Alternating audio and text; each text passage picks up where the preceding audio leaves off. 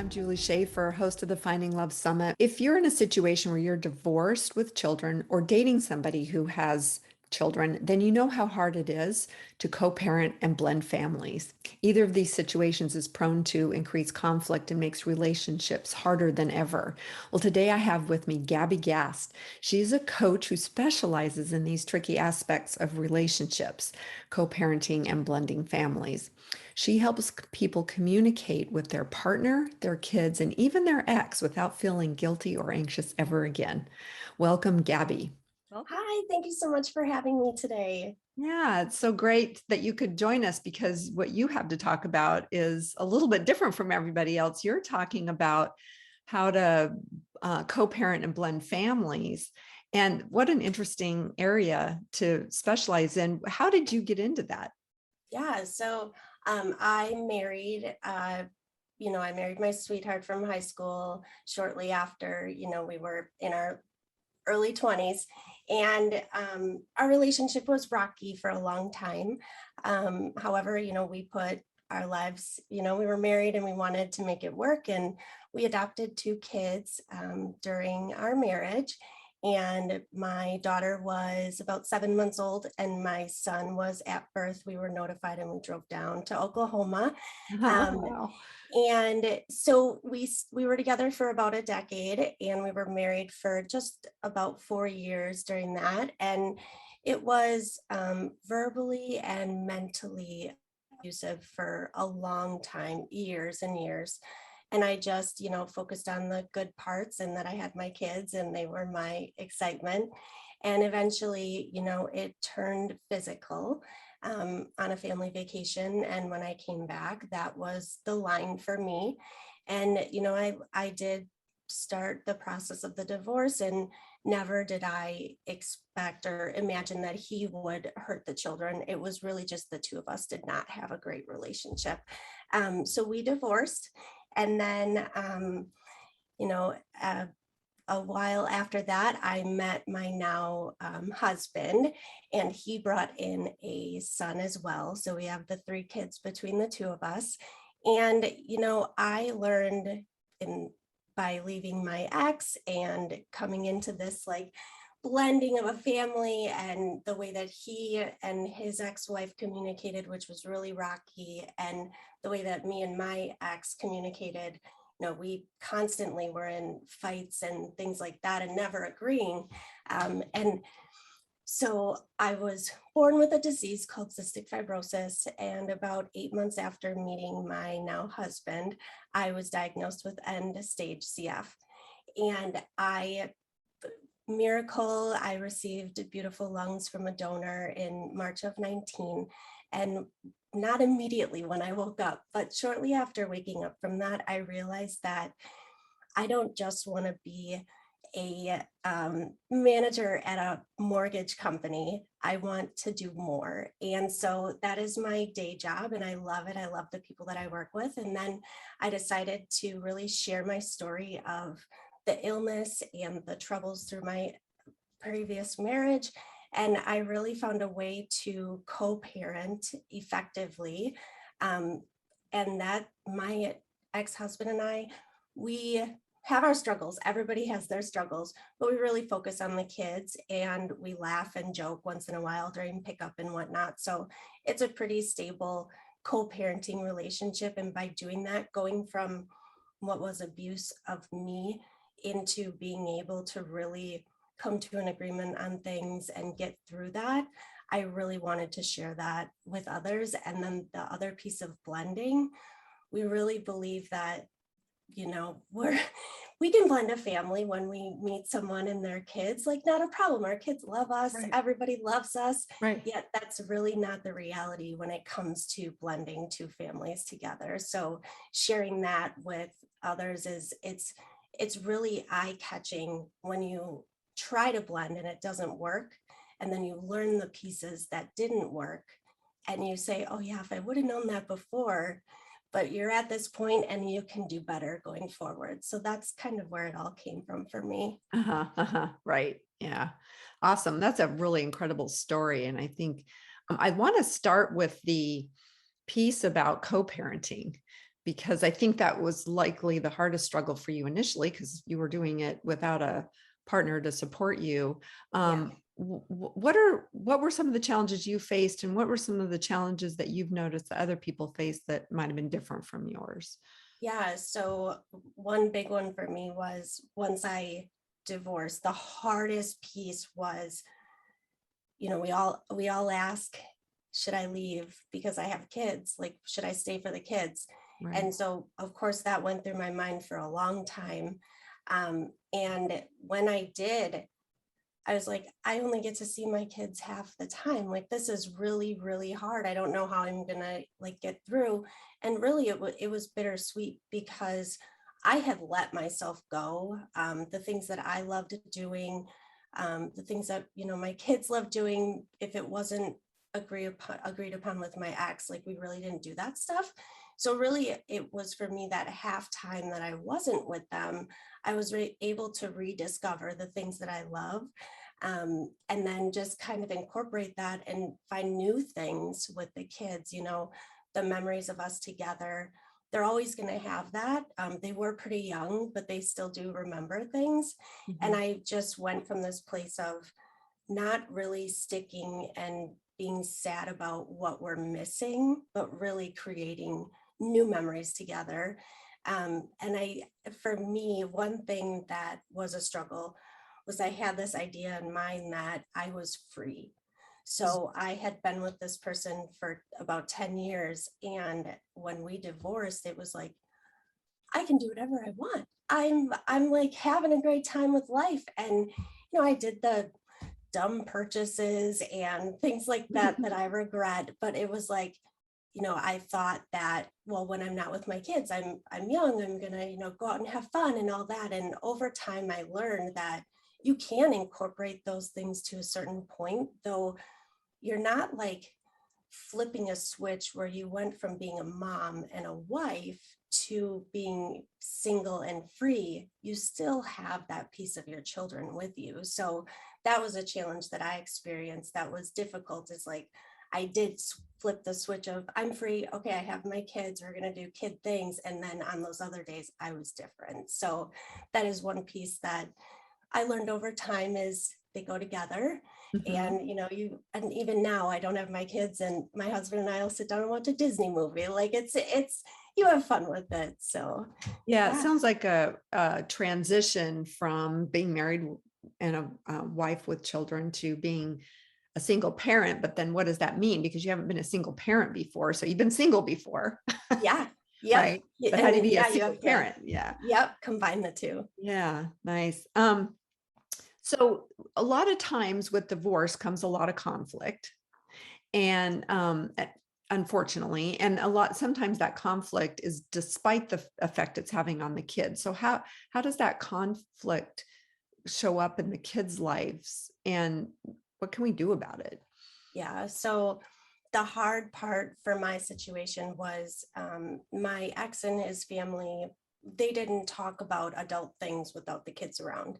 So I tried really hard to do the opposite, though we all we all make mistakes and say things we shouldn't in front of our kids. But our conflict was so high because when it came to our kids, when we were married, we never agreed on anything. Mm. And I felt like I was a single parent already because, he had his hobbies that he did and he was gone a lot. And I was the one that skipped my hobbies and really just took care of the kids. So, the one thing that I let people know, we talk about these parenting agreements. And when you're divorced or you separate, you get a parenting agreement that says, as a base, these are the items that we're going to stick to: schedule, holidays, all of that. My ex and I, we honestly went into our divorce together. We just said, this is done. Like, we're just going to do it and be over. We didn't have a parenting agreement. So over the years, that really did us a disservice. So we ended up having to go back to court and really create a parenting agreement that we could agree to together. And that itself has lessened a lot of my stress because it's on paper with the court of these certain things are Right. what we're going to do. But overall, just conflict around the kids it's a struggle, and it takes a lot of conscious speaking with others. You're in a room with your kids and someone asks you a question and it may turn into something negative about your ex-partner or their dad or mom, and you want to respond, and you really have to make that conscious effort to go, we can talk about that later, or give them the nod of, we're not doing that right now, or something like that. So Mhm, mhm. yeah, and really the effect that it has on my kids, and I've seen this, and we see this with my stepson. When things are said in front of them, they really take that on themselves as if they're the problem too, because they're part of that other parent. Biologically, my kids are not a part of my co-parent, but still tendencies and what they like to do, it goes hand in hand. So they'll start shutting down when you ask them a question. They'll know that if they say it a certain way, they're going to get the other parent in trouble, and they don't want to do that. Right. Even if it's a toxic relationship between you and your ex, your children love you and they love the other parent, and they're going to do anything they can, no matter how hard it is. They're just wired to love you both. Yes. So Yes. Yeah. And so it's incumbent upon you and hopefully your ex to respect that and not try to triangulate and pull the kids to your side or your ex to their side. Um, when you're coming out of a lot of conflict, I can imagine it's hard to come to the agreement not to do something like that. And super frustrating for one person who might be really trying to hold that boundary and the other person not. Have you and your ex gotten to a place where you don't talk bad about each other? I wouldn't say yes to that. I would say it's better than it was 6 years ago. Um, we there's times still today where he'll do something and I'm like, really? Common sense to me is you wouldn't do something like that. Right, right. And I really do have to pick my battles. Mhm. I really focus on if it's dangerous for the kids, if it's really going to have an effect on them with their mental health, and their social health with other people. And so I focus on what's going on with the kids, the logistics around them, that they have a safe place to be and that the people they're with is a safe place to be. And outside of that, I really try to pay attention to whatever's happening. And I used to just constantly go, don't do that. Stop doing that. We can't do that with the kids and things like that. And I've come to a place where I know that I was married to him and I wanted him to change. What says being divorced from him is going to make him want to change? He's not, and I can't make that happen, but I can change myself and hope that what I'm changing for the better is going to trickle through my kids and trickle over to that side of the family. Okay, so you're in a high conflict situation, you get a divorce, and then you realize, well, I can't change him. Well, good, right? Because being Yeah. married to him didn't change him. Being divorced isn't going to do anything, right? That's a good point. Yeah.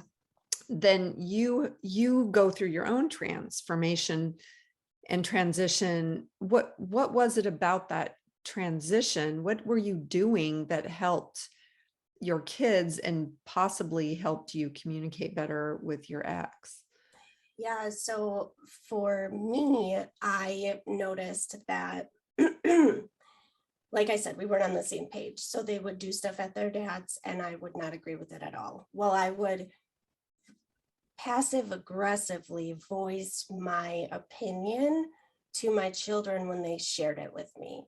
And so it wasn't on purpose. It was more like a comment, of course your dad did, or Right, of course that happened. right. I wouldn't expect anything less. I was married to him. Like I didn't mean to do it, but it was coming out. So I really had to face the facts that my kids need to create their own opinion about their dad and their own sort of love for him without my influence. So that for me was huge, to just consciously stop the comments. Hmm. And then, with me, just showing them what love is, showing them what fun is without buying their love, and the things we can do even though we don't have all of these fancy things. And over the years they have just come to, Mom, I can't, I love that we do this together and things like that. And for me, it's huge because he has more money than I do. So he showers them, with a lot of gifts. And I just am like, let's do a puzzle. Like, what do you want to get? Like, let's get a new puzzle. Which one is it? And we try at our house, we just try a lot of like keeping routines, and knowing that that transition from when they come from their dad's house to my house, we have to give them a lot of grace, because it's going from whatever the rules and routines are at his house to totally different here. And so they'll act out for the first day or two that they're with us. And on the days that, we have a 2-2-5 schedule, we just know that those 2 days that we have them in and out a weekend, it's going to be a struggle. And Yeah. for us, that's really what works when it comes to, the rules over there, and keeping our calm on this side. And I'm not saying that we're perfect. We have our moments, but it just helps a lot in creating more of that bond with the kids. And I would say by doing that, we've switched the way that we talk to them when they come back from dad's house. Mhm. And instead of saying, what did you do? We kind of just, we're having a conversation and we'll say, oh, we did this. And they'll just pipe in and say, yeah, we did this. And if it's something that they really are struggling with, may not have liked it, it's not why did you do that, what was going on, it's Right. how does that make you feel. And it kind of just spirals into this level of connection between us, where they know I'm not going to turn around and go yell at dad. They're just able to share openly with me without judgment. Okay, so I think that's really an important point that you just made, which is you're not, you're just letting them talk about their experience, and you're connecting with their feelings, and what that experience was for them, rather than whether or not that was a good decision on dad's part. Yep. Or yeah, okay, so you're not talking about dad, you're just talking about, or I guess if we make this a little bit more general, because it could be mom, if Yep. mom is not, Yep. um, if you don't agree, if it's mom that you're having the conflict with. But um, it's, how do I show up for my kids and not say anything about dad in terms of my judgment, or mom in terms of my judgment. Yeah, So, definitely. yeah. And I see in our blending situation, we kind of have it both ways. With my stepson's mom, she isn't a fan. Like, not everybody's a fan of the new person. I get Right. that. I've been there too. But she hasn't really been able to overcome that. So I see in my stepson, he only shares like certain things with us. And I just, when he sees that, how we really at first with my co-parent, when he would like stop over, I had my double lung transplant, we did a celebration, and like my ex-husband took care of our animals during the almost 2 months that I was going through my struggles afterwards. Mhm. And so we had a celebration and we invited him over. He came over, and my stepson was kind of like, why is their dad here? And it Uh-huh, uh-huh. just showed him that it can be healthy. And, even people that were joining us were like, why is he here? We're not best friends, but we know how to really show the kids what the importance is of our relationship as co-parents afterwards, instead of constantly fighting.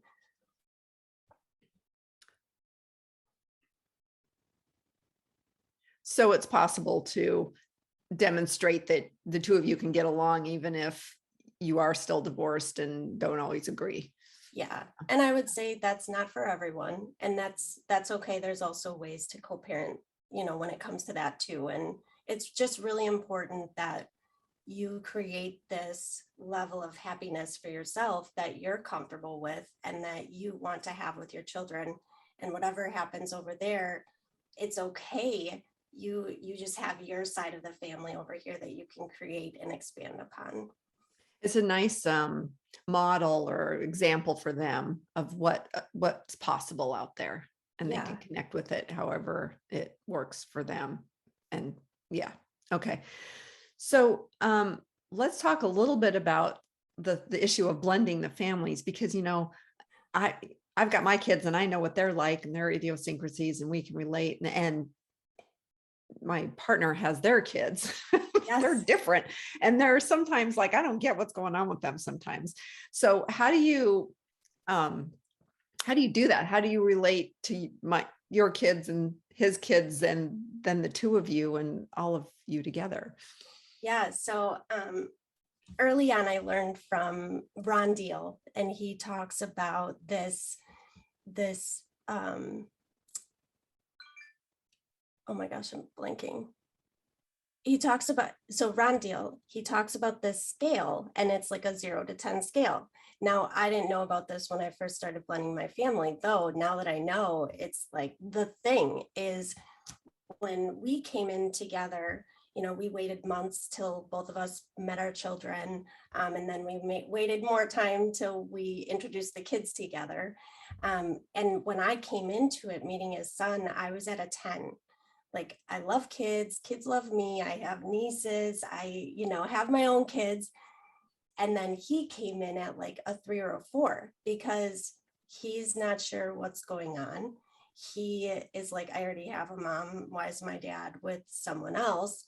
And I didn't really pay attention to how that can affect how long it takes for us to really be comfortable with each other, and for him to kind of, the two of us to level out to the same.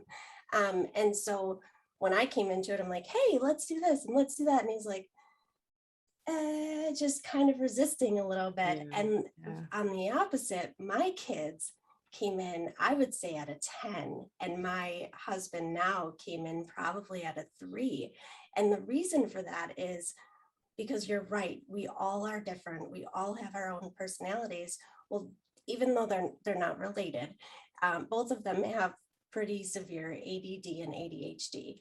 And so my husband now came in and he's like, well, my son, he's a single child, there's no fighting. So that alone was like, Oh, why is everybody fighting all the right, time? right. And then on top of it, he didn't have a level of understanding around how they worked socially, how they worked with schoolwork. So it was really just this, now that I know those things, it's really focusing on what do you know coming into it? What do you need to learn? And really being teachable that you don't know everything, because we think we do, but really we have to take different perspectives and learn different personalities and things like that to really come to this blending. Yeah. So, okay. So kind of be aware of how much, so that scale is like, how much do I want to approach this relationship? And you might be a 10 and your stepson was a 3, which is interesting because I'm curious, like, it sounds like your kids may have really wanted to meet your current partner, but your stepson wasn't all that interested in meeting you guys. So I would say between him and me, that was the scale, but between the kids, it was 10s and 10s. They Oh, were okay. like so happy to be together, always wanted to be together. And yeah, so it's like everybody has their different level of Yeah. how they're coming into this family unit. Um, and really it's about knowing, I think that's the hardest part, is we start blending a family or blending two families together.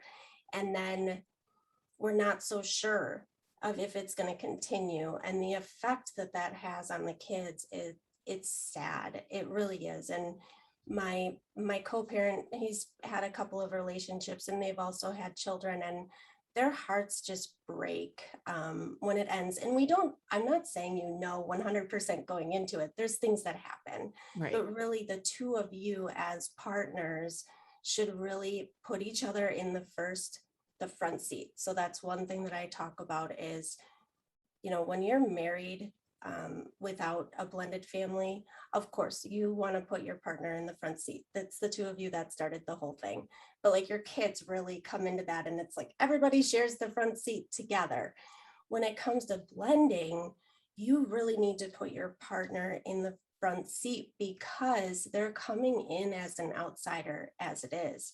And if you have your children and they come in and they see you really giving all your love and attention and only disciplining their child, or trying to discipline their child, they're really going to create this resistance and it's going to be hurtful. But if you are already a unit together and you're strong and you can work through, hey, I shouldn't be telling your son to do this. That's your role, and letting them do that and not really getting in the way. That's like the key to that blending and really being accepted between everybody.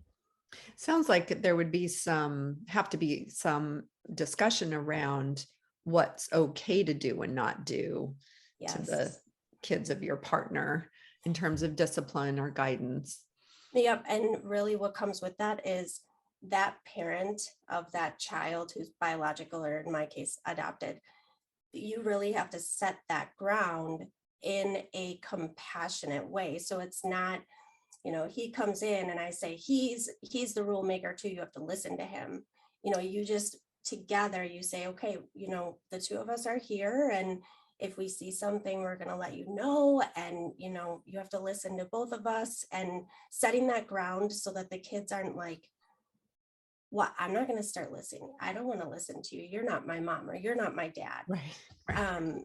And then the other piece to that is letting like for me, it was when we got married. I never said this to my son before, or my stepson before, but when we got married, afterwards, he was here, my kids were at their dad's, and he was playing on the swing set. And I went down and I sat by him and I just asked him, what do you think of the wedding? And he was so excited. He had a lot of fun. And then I said, when you introduce our, Bella and Jackson, my kids, to other people, like, what are you going to refer to them as? And he's like, well, they're my brother and my sister. And I just, in that moment, it was like he was creating that. I wasn't telling him what they should call, Right. And then I was like, oh, that's nice. And he's like, but I wouldn't like call them, hey, brother, hey. And so we laughed. Are you losing me? Yeah, just for a sec. Okay. Oh, you kind of froze. Okay. Oh, there we go. All right. So we laughed. And then the next thing that I just said to him was, I want you to know that I'm not here to replace your mom. Your mom is your mom, and she will always be your mom.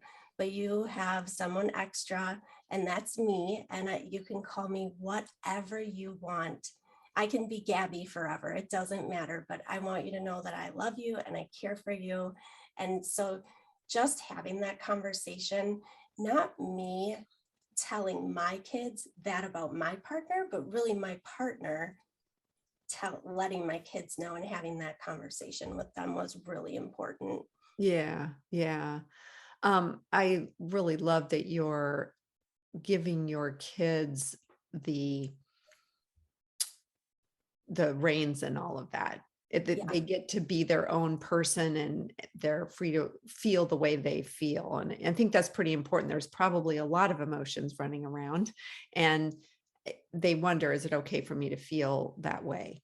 And so you're giving voice to that and helping them process that and think about that. That's great. Definitely. When we're all born, we talk about it in parenting in general.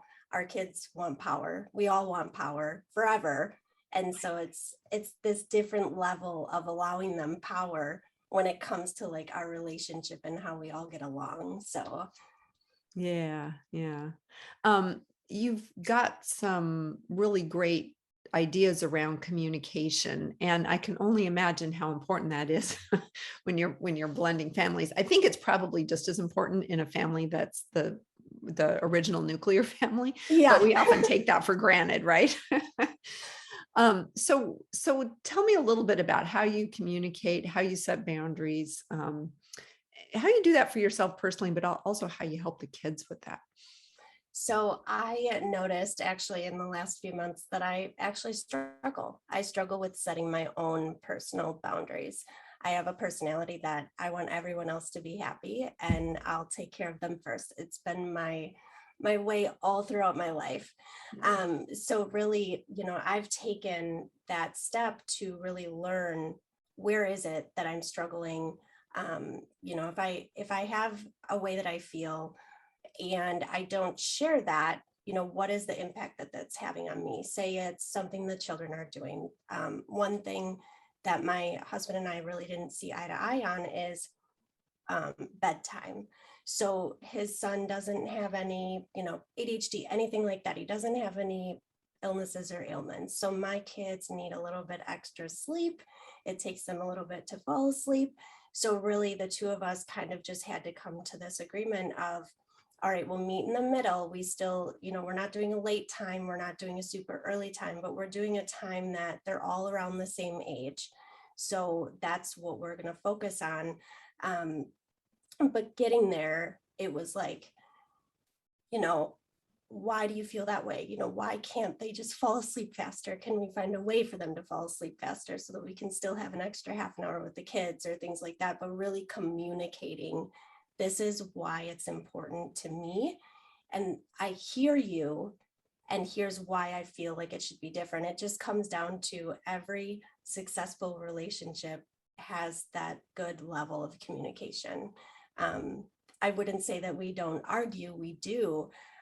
It's just when we do argue, we're at this level of compassion and communication for each other where it doesn't just go untalked about and we move on. We really, right now is not a good time for us to go over this. We just need to talk about it later and we'll regroup, when we've calmed down and we're not reactive. And even if one of us is still upset and that's voiced, it's like we're actually talking about a resolution instead of dismissing what the other one feels like. Yeah, yeah. It's so interesting that you've mentioned both of your children have ADHD. I interviewed Melissa Orlov. She specializes in couples where one or both partners have ADHD, and she wrote a book called The ADHD Effect on Marriage. Sure. Nowhere in that conversation did we talk about the ADHD effect on a family when it's the children that have it, but there's going to be this big effect. And Yes. it's hard for other people to understand why a person with ADHD can't just Do. fall asleep, just do Yeah. their homework, just, Yes. pay attention. Right. I love that you say that because that is something that, we've actually had to find a way to explain it to our children because say my son, he's going to be 9 and so he is super focused on things and when you tell him to do something he'll do that for a couple minutes and then he's like on something that he really wants to do. Right. So when we say okay, go clean your rooms or pick up your rooms, they'll all go in, they have like a Lego room, it's a disaster, but we try to do like 20 minutes a day of like organizing. Yeah. So he can't because we say all right, go in and pick up the heads that are on the ground. And so he will do that. But once that's done, if it takes him 2 minutes, he's done. That's it. And my kids were always like, the other ones, why doesn't he have to help? Why? Well, we're having him do something else because he can't focus long enough to help you with that. So it's not like we're dismissing, but we're finding a different way to have what his characteristic strengths are and things to really do something else during that and teaching that to the other kids and even my husband and I. It's a challenge, but it is definitely possible to explain and have that level of grace and understanding. Yeah. Yeah. I kind of want to get back a little bit to boundary setting and communicating your own needs. Yeah. Because you know what, I think a lot of people listening to this are going to be kind of in your shoes, the mom, the person who wants to like help everybody and make sure everybody feels comfortable. And Yeah. so how do you know if you've crossed the boundary? How do you know if you've gone too far and you're not taking good care of yourself? It's your level of happiness. If you just give in a lot, if you find that you're keeping your mouth shut, For me, that's where I noticed it. I realized that as a person, I wanted this. I had this dream of all of us getting along and exes all getting along and all of that. And I was putting this level of pressure on myself. It was self-induced. And once I realized that like my bar that I was setting for everyone else was high, and they were, when they wouldn't reach that, I was like, okay, that's fine. But for me, when I wouldn't reach it, it was, why not? Why aren't you doing that, Gabby? Focus. Like, why can't you just do what you were supposed to? So setting that boundaries, laying out those boundaries of things that I need, like making sure that each day I'm doing certain things that I want to do. A lot of people that I've spoken to, when I say it's okay to read, it's okay to, journal for 10 minutes, the response often is that they feel like it's selfish. Yeah. Yeah. And it's not selfish. It's just, how can you be there filling everybody else's buckets if you can't fill your own? And eventually you're going to get so drained. And I've done that where it's like, I don't even know where to go anymore. You feel so lost. And it's because you've just drained all of your energy out on other people instead of like refreshing that for yourself. Yeah, because I think in order to get to a place where you don't think it's okay to sit down and read for a few minutes, you've had to say to yourself, it's not okay to have what I want. Yes. And then you do end up in a place of complete depletion at some point if you don't recognize that that's the pattern Yeah. happening. Yeah. I kind of feel like if we get to that place, we're going to have a lot of anxiety around moving back to a place where we do take care of ourselves and take time to read or whatever it is, go paint or whatever we like to do. Right. And I've even had clients say to me, well, I want to go take a painting class, but if I'm not there when my kids need me to fix them dinner or whatever, they're going to be angry at me. They're not going to love me anymore. I don't think people actually say that until we kind of get into the weeds about it. And then they go, well, they don't realize that they thought, oh, my kids won't love me anymore if I don't show up Yeah. for them every day. And I've had the conversation like, actually, they need to know that you're taking care of yourself. And they also, when you're not there and they have to make their own peanut butter sandwich, then they learn they can take care of themselves and it gives them more agency. Have you seen that with your kids? Yeah, 100%. I feel like my husband and I both have said, we just do things, we set the table, they ask for seconds and we're like, oh yeah, sure, we just get it. And really they'll make a mess around the house and pick up a little bit, but we run around and we do everything else after them. And it's done both of us a disservice, Right. and our children, because we're not here to control our kids, but we're here to teach them what they need to know so that when they grow up and when we aren't around, they can, function. Um, and they're going to stumble. We all stumble, and it's okay. And I really like how you said that because, we've done this where, we, how should I say this? So we've had this happen in our family with peanut butter and jelly sandwiches or whatever it is. And when we first were like, you guys are, how about we do this together? You guys learn how to make your sandwiches. At first they're like, no, like, why are we doing this? You guys do this. And still today, as we move forward on other things that they can start to do, they're getting stronger so they can pick up the milk now and not feel like they can't pour it. Right. And so even through that, they're still questioning, like, this is a change and I'm not sure that I like it. But then over time, it turns out great for everybody because my son, we were asking last night, what is your favorite thing to eat? And his is peanut butter and jelly. He will eat that all day if he could. Right. Right. And so now it's just, hey, can I have a peanut butter and jelly? Yeah. And he goes and he makes it. We don't have to stop whatever we're doing. They become more independent, but not in a way where they can't come to you and ask for help and learn even more. Yeah. Nice. Um, I have one last question. This Okay. might be the doozy of them all. Um, so when you're trying to take better care of yourself and set boundaries and communicate hard things to people, it's often very anxiety provoking, very guilt inducing. Am I doing the right thing? Am I being selfish? Will they still love me or will they get angry at me? Um, how do you navigate that? How do you get to a place where you can say, hey, I'm going to take a time out. I'm going to go do this thing and not feel like you're abandoning your family? And Yeah.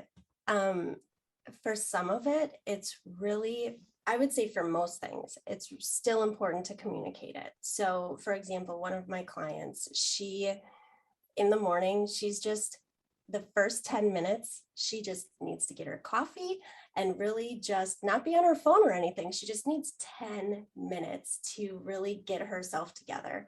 And so she's communicated that with her husband, and she wakes up and she's in, but he makes sure that the kids are, with him or occupied or something so that she can have those 10 minutes.